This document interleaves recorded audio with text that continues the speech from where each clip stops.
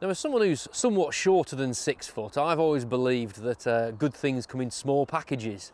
And these 3 rods that we've got here are clearly compact by name and compact by nature. Yeah, they are. Actually, the compact range includes 4 rods. There's a 10-foot feeder as well. And I suppose the logical place to start is with this one here, which is the rod that I'm fishing with today. Now, this is the compact 8-foot feeder rod, and it's a very powerful short feeder rod. It's brilliant for fisheries where you're after big tench, big carp and anything that's likely to pull back.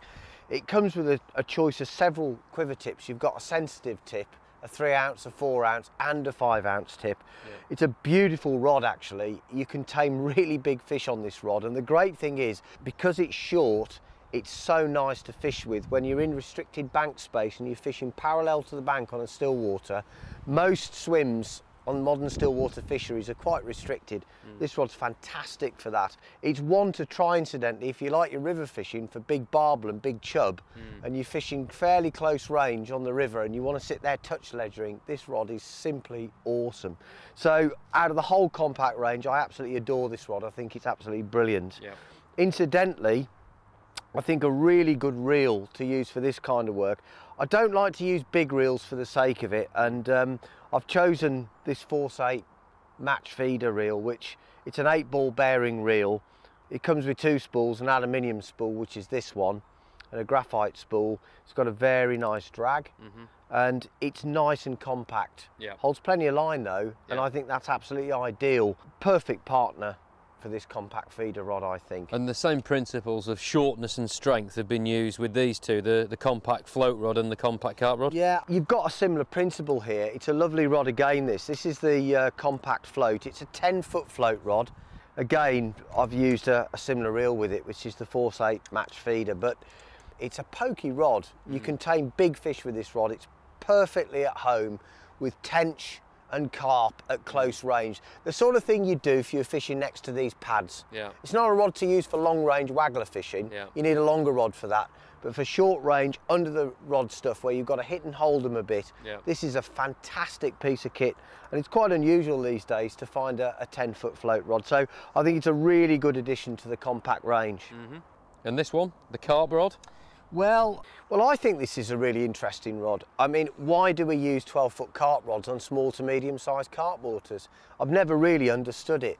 If you fish with a rod like this, it'll cast as far as you want it to, except on the really big, wide open gravel pits, say like the one that we've been fishing at Bluebell.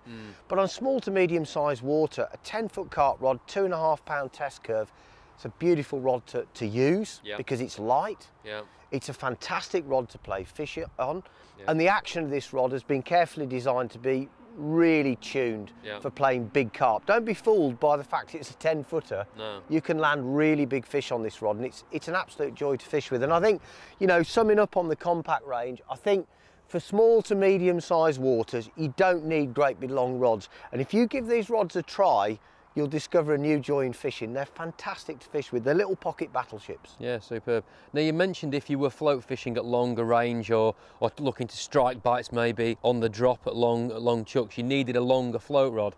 And I take it that's where something like this would come in. Yeah, I mean, this is a more traditional float rod. We call this one the Classic. It's a 13-foot float, and you can see it's got very classic looks. If you look at the colour of the blank, it's got a lovely slim blank. It's got a full cork handle, which personally I like.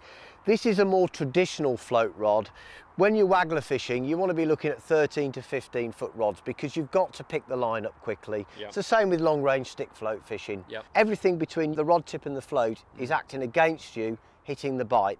So the longer the rod, the faster you're going to hit the bite. You need a fast, crisp rod, and this is the sort of thing that, whereas it will cope with the odd marauding big tench or carp, it's perfectly at home for all-round float fishing where you've got to fish further out and hit the bites. And I think it's a beautifully balanced rod.